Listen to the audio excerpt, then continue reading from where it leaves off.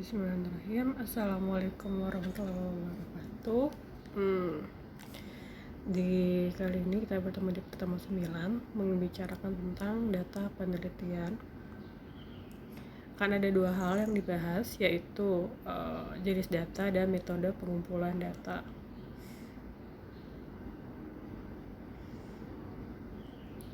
Data, jika melihat pada sumber, data bisa dibedakan menjadi data internal dan data eksternal. Data internal itu biasanya dia didapat dari organisasi itu sendiri. Kayak misalnya kalau di UNAS yang dianggap sebagai data internal itu adalah misalnya data jumlah mahasiswanya, data demografi mahasiswanya, atau data karyawannya. Itu maksudnya adalah data internal karena dikumpulkan oleh pihak UNAS. Sedangkan untuk data eksternal itu berarti data yang di luar dari organisasi tersebut.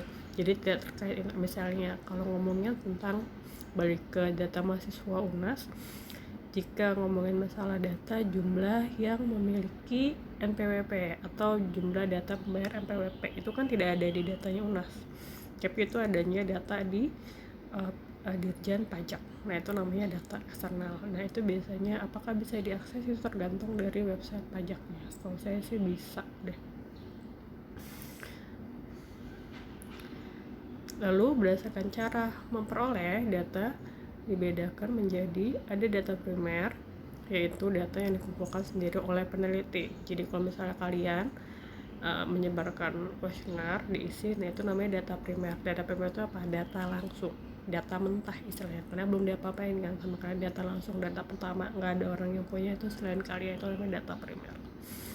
Nah, kalau data sekunder kalian nggak nyari sendiri, kalian cuma tinggal ngambil dari yang udah dikumpulin sama orang. Kayak misalnya kalian ingin tahu data nilai tukar antara rupiah dengan won, itu kan bukan kalian yang ngumpulin, itu kan udah ada. Kalian bisa ngambil data dari Bank Mandiri, dari Bank Indonesia, atau dari yang lain, contohnya seperti itu ya. Nah, kalau menurut sifat itu ada namanya data kualitatif, ada data kuantitatif. Data kualitatif itu adalah data hasil observasi, jadi biasanya tidak dinyatakan dalam angka. Modelnya seperti kalau di kuesioner itu pertanyaan terbuka atau pertanyaan esai, itu namanya data kualitatif. Nah, kalau data kuantitatif itu adalah hasil observasi juga, tapi bisa dinyatakan dengan angka. Ya kan, misalnya saya paling kasih contoh harga jual Indomie. Kalian bisa lihat kan harga jual bisa dilihat orang kalau ke warkop itu beli Indomie rata-rata harganya berapa, Indomie rebusnya rata-rata harganya berapa gitu kan. Nah, berikutnya data menurut waktu pengumpulan. Ada namanya data cross-sectional. Ini kita udah sempat nyinggung ya sebelum meet, yaitu data yang dikumpulkan satu kali pada satu waktu tertentu. Jadi ini contohnya nyambung sama seperti data primer. Jadi kalau kalian kayak nyebarin kuesioner saat itu, ya udah itu namanya data cross-sectional, satu kali doang pada saat itu. Nah, ada yang kedua adalah data time series ya.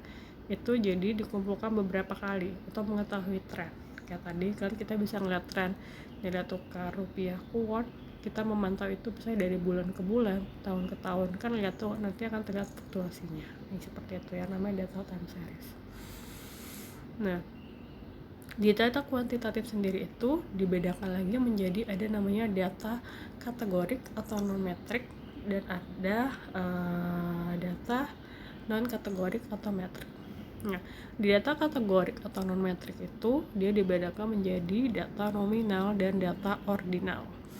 Data nominal itu dia menunjukkan suatu kelompok, ya kan, misalnya jenis kelamin, ya kan, atau misalnya datanya status pelajar, pekerja gitu kan, ibu rumah tangga. Nah, yang kedua ada namanya data ordinal.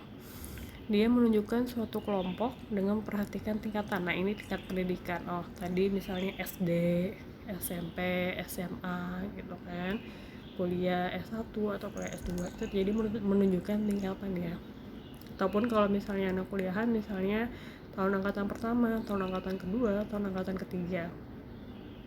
Nah, kalau di data non-kategorik atau metrik itu dibagi jadi dua, data internal sama data rasio. Data internal itu apa? yaitu data yang tidak memiliki nilai nol mutlak. Jadi gini, kalau data rasio kan istilahnya kan adalah memiliki nol mutlak. Saat ada di pertanyaan berapakah penghasilan Anda, gitu kan, jawabannya nol, berarti itu nol yang dijawab itu termasuk data rasio. Kenapa? Karena saat orang nulis nol itu berarti dia benar-benar nggak punya penghasilan. Seperti kalian misalnya, kalian sebagai mahasiswa punya penghasilan atau enggak? Pasti nol. Ada kita punya duit jajan, tapi itu bukan penghasilan kalian, gitu kan. Penghasilan itu kan yang didapatkan dari hasil bekerja, ya. Nol itu berarti beneran nol. Nah, kalau data interval itu anggapnya adalah tidak beneran nol.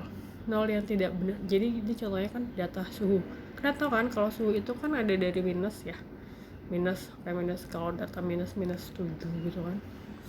Dari minus sampai plus itu namanya data interval. Jadi tidak ada pure nilai nol. Nah, di sini tunggu bentar. Jadi tadi kenapa sih kita belajar? Jadi tadi kan tahu ya, ada data kuantitatif, ada data metrik, ada data non metrik. Itu pengaruhnya di mana? Itu pengaruhnya nanti pada saat kalian memutuskan ingin membuat penelitian yang menyebarkan kuesioner, gitu kan. Lalu ada pertanyaan yang ingin kalian jawab, kalian harus tahu bahwa tidak semua ada pertanyaan. Jadi pertanyaan apa harus dibuat, dan itu bisa menjawab rumusan masalah kalian. Jadi kadang tidak tidak sembarangan di dalam statistik di penelitian kuantitatif. Nah, jadi kalian harus tahu gitu kan. Kalau kalian ingin dapat jawaban ini, maka kalian harus bikin pertanyaan seperti apa gitu ya. Nah, ini saya akan kasih contoh modelnya apa sih yang dibilang data nominal tuh kayak gimana, data ordinal tuh apa, rasio seperti apa. Nah, contohnya ya. Oke. Ya, ini contoh data nominal dan data ordinal ya, kayak jenis kelamin, pria wanita, ya kan, ini maksudnya data nominal. Ingat ya, ini ada data kategorikal. Jadi kalau data kategorikal itu tidak bisa menjawab pertanyaan mengapa, ya, karena dia hanya menjelaskan saja, ya, or apa. Lalu contoh data ordinal usia kan bertingkat ya, 17, 20, gitu kan, semakin banyak semakin tua. Bisa juga data ordinal dalam bentuk seperti ini ya, pengeluaran, ya kan, bertingkat. Nah, terus tadi pasti pertanyaannya loh, tadi kan data pengeluaran dibilang rasio. Nah, itu tergantung kalian merumuskan pertanyaannya menjadi seperti apa. Dia bisa menjadi rasio, dia bisa menjadi ordinal, tergantung kalian merumuskan pertanyaannya di dalam kuesioner itu akan seperti apa, gitu ya, bear in mind gitu. Nah, terus yang berikutnya data interval dan rasio. Nah, ini pasti suka lihat ya kotak ini. Nah, pernyataan ini adalah yang bisa dianggap sebagai data rasio karena ini ada jawabannya kan 1 sampai 5. Ya kan, berarti 1 memang dia sangat, itu 1 mencerminkan sangat tidak setuju, 5 setuju. Ini masuknya data rasio ya. Lalu di bawah ini kan, saya telah menjadi nasabah dari bank syariah selama berapa tahun, segini bulan, gitu kan. Nah, ini jawabannya juga masuk data rasio. Nah, yang tadi pertanyaan A1 dan A3 ini bisa termasuk kategori data interval, bisa termasuk kategori data rasio, tapi tidak masalah karena toh dua-duanya adalah data metrik ya. Di bawah, selain formatnya seperti kotak ini, kotak yang di A1 sampai A3, bisa juga kalian akan menemukan pertanyaan seperti yang di paling bawah. Teman-teman saya mendorong saya untuk mengonsumsi makanan organik, ya kan, setuju sama tidak setuju gitu, karena itu 1 sampai 5 tinggal dipilih. Nah, ini nanti pertanyaannya kenapa sih saya bisa tahu ini. Nah, ini nanti di pertemuan berikutnya saya akan jelaskan buat apa sih kita paham model data kuantitatif. Karena sepanjang yang saya lihat ya, kalian tuh suka banyak ingin bikin kuesioner, tapi kalian tuh nggak paham konsep dari kuesioner dan perumusan masalahnya. Maka itu saya mengajarkan ini, karena ini nanti untuk memahami, kalau kalian sudah paham jenis datanya, kalian akan tahu ini bisa diproses atau dianalisa seperti apa gitu. Itu nanti akan saya bahas di pertemuan 10 ya. Ini mudah-mudahan kalian paham ya untuk ininya, bahwa memang penelitian kuantitatif itu tidaklah mudah ya. Sama, saya nggak bilang penelitian kualitatif lebih mudah, tapi memang karena kuantitatif itu akan ada statistik, pembuktian secara statistik, makanya itu agak rigid. Gitu aja untuk di pertemuan 9, kita bertemu nanti untuk di pertemuan 10. Terima kasih. Assalamualaikum warahmatullahi wabarakatuh.